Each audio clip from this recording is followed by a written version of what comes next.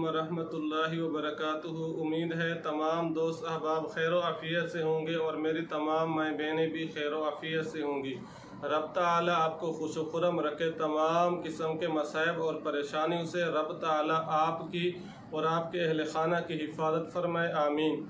आज आप हजरात की खिदमत में जो वजीफ़ा और अमल लेकर हाजिर हुआ हूँ वो वजीफ़ा और अमल है कि बहुत से भाई और बहनें और बहुत से वालिदैन और भाई परेशान हैं कि हमारी बहनों और हमारी बेटियों के रिश्ते नहीं आ रहे, या रिश्ते तो आते हैं लेकिन अच्छे रिश्ते नहीं होते, जो ख़ानदानी हिसाब से भी अच्छे नहीं हैं और इसी तरह शक्ल के एतबार से भी अच्छे नहीं हैं और इसी तरह तालीम के एतबार से भी अच्छे नहीं हैं, कारोबार के एतबार से भी अच्छे नहीं हैं। अगर आप अपनी बहनों और बेटियों के लिए अच्छे रिश्ते चाहते हैं तो इस अमल के करने से इंशाअल्लाह आपके दरवाज़े पर अच्छे रिश्ते आएंगे। तो आज आपको 3 अमल ऐसे बताता हूँ, 3 वज़ाइफ ऐसे बताता हूँ जिनके करने से इंशाअल्लाह आपकी बहनों और बेटियों के रिश्ते अच्छे हो जाएंगे और उनके लिए अच्छे रिश्ते आना शुरू हो जाएंगे।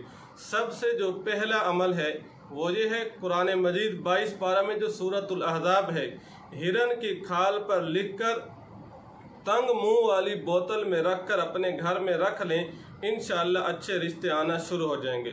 नंबर 2, दूसरा अमल ये है कि रोज़ाना नमाज फ़जर के बाद सूरत यासीन की तिलावत किया करें। वैसे तो इसके बहुत ज़्यादा फ़वाइद हैं, 10 फ़वाइद हैं।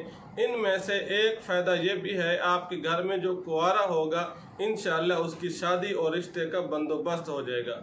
नंबर 3, तीसरा अमल इमाम जाफ़र सादिक रहमतुल्लाह अलैह फरमाते हैं कि 16वां पारा में जो सूरत ता है वो सब्ज़ रेशमी कपड़े पर उसे लिखकर सब्ज़ रेशमी कपड़े में लपेट कर अपने पास रखें।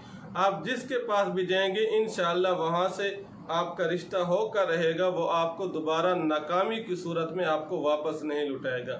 अगर आप चाहते हैं कि हमारी बहनों और बेटियों के, हमारे रिश्तेदारों के अच्छे रिश्ते आना शुरू हो जाएं, अच्छी जगह उनका रिश्ता हो जाए, तो आप ये 3 अमल कर लीजिए, इंशाअल्लाह चंद दिनों में अच्छी जगह पर रिश्ता